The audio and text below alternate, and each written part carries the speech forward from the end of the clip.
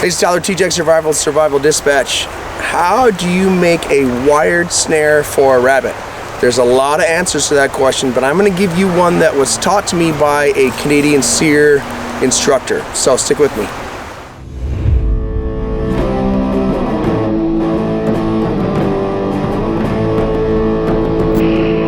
A friend of mine that is a Canadian seer instructor taught me how to do this snare for rabbits, and this is what they use up in the boreal forest.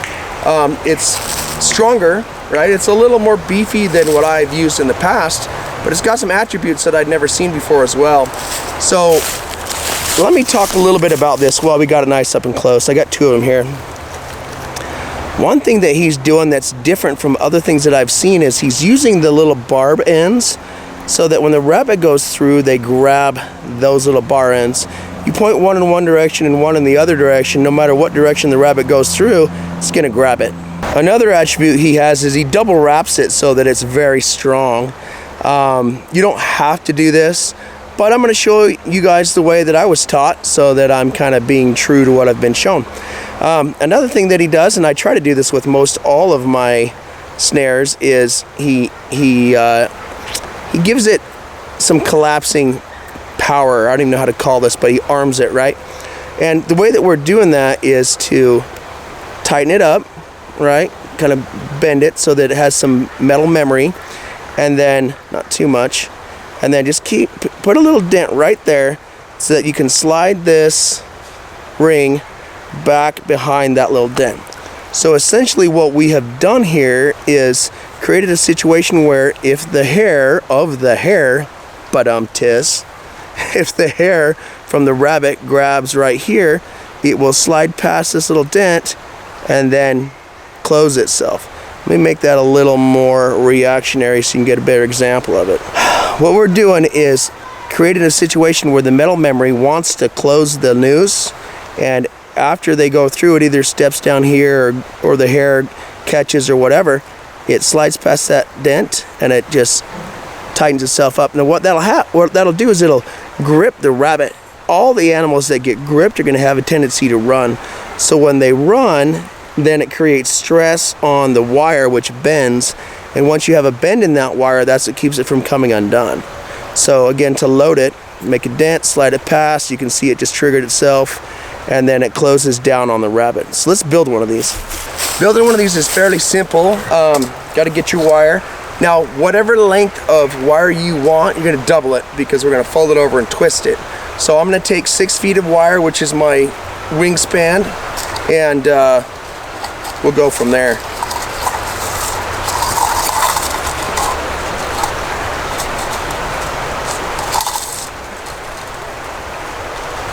So there's my 6 feet of wire. I've showed this in other videos, but if you can't break this because you don't have a Leatherman or something, just make a slip knot like that. Once you've made that slip knot, give it a violent pull. Make sure that the little knot is fairly tight, and once you give it a good pull, sometimes it will work. Grab this on both sides and you see how it broke. It should pop free right there. If it doesn't, you need to continue it. Rotate it like this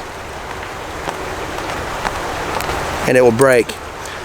If you do give it a violent enough pop, it should go on the first try, and if you don't, you haven't introduced enough friction to pop it. It'll leave like a little curlicue like that to break it off. If you do that and it doesn't break, make sure you still break it at that point, because that's where the weak spot is in the wire. So the first thing that I've got to do is twist it, right? I'm going to put the ends together straight. That'll curl out of there. And he used a pencil. A pencil works. You can use a couple of pencils. I'm going to use my keys because that's what I have on me. But before we go too fast, let me use a little stick here. This will represent my pencil.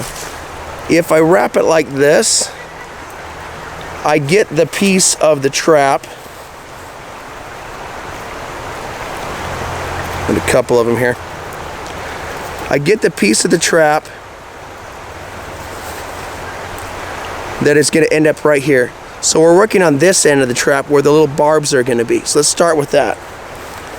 So if I wrap around a pencil or a stick or something, and then I just give it a good twist,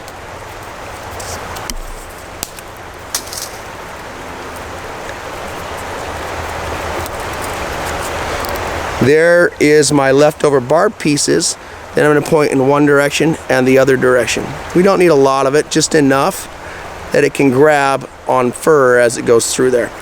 Now I was going to use my keys, but I guess I can show you with a stick too. If you've got sticks, put your 2 sticks in it and twist. Before, when I've made these in the past, I just connect a carabiner like that and twist the carabiner. But for now, I'm just going to use the 2 sticks that I grabbed off the ground. This isn't super hard to figure out.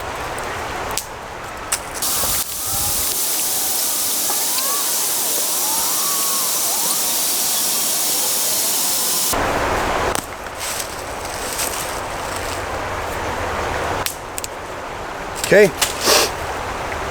Now all I did was connect a couple sticks, stand on it, twist it. I've twisted them before. Standing on it seems to be a pretty easy way to do it.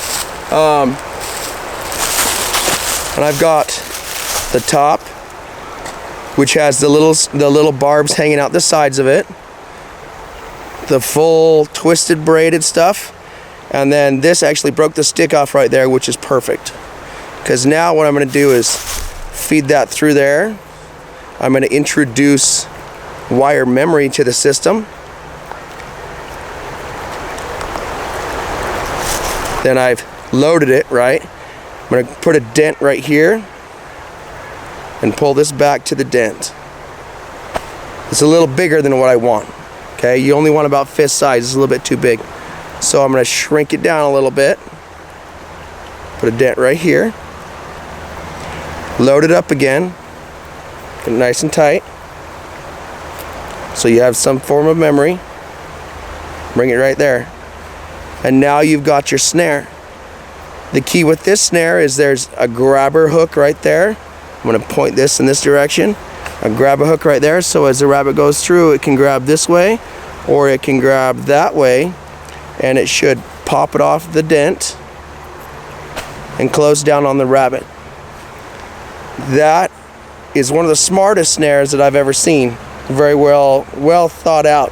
I think it's stronger than what you would need, but if you have a really light gauge wire, this would be a good way to reinforce it. And if you do have brass wire, you don't need to worry about catching deer or something, because they'll be able to break it still. So let's talk a little bit about where to put a rabbit snare. There's a couple of different ways or theories that I've seen on bringing a rabbit snare to the place where you're going to set it up at. One of them is to get a tree, attach the snare to the tree, take the tree or the stick and the snare, place it in the snow with the snare hanging above it, right above the trail.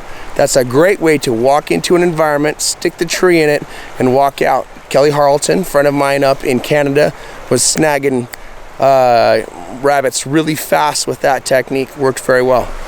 Another way is to look for a location where you have what looks to be a high travel pathway to a river. This is not a high travel pathway, but it's the best I can find because I'm in an urban environment. So if we look at this and we see how this would be a path where an animal or a rabbit would come down to water. If you're trying to get rabbits, maybe look for a path to their burrow or a den, because they're going to go in or out of that every day. So if we look closer here, right here, get the camera to work, I have a pathway where a rabbit could go right through that snare.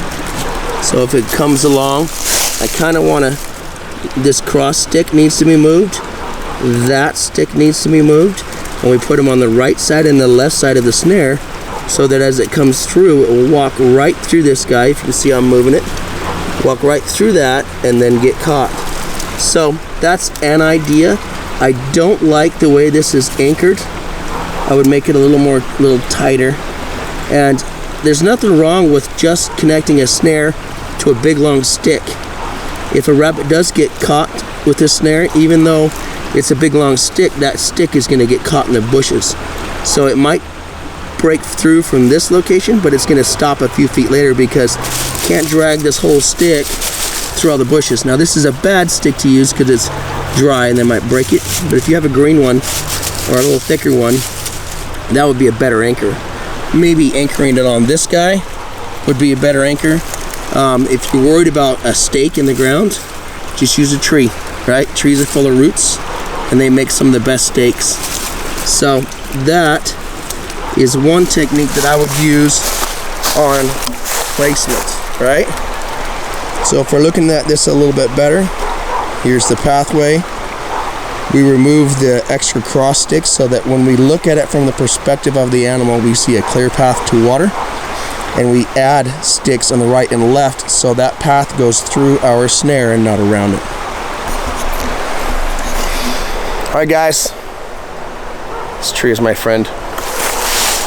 Hopefully that is valuable to you, and thank you for watching.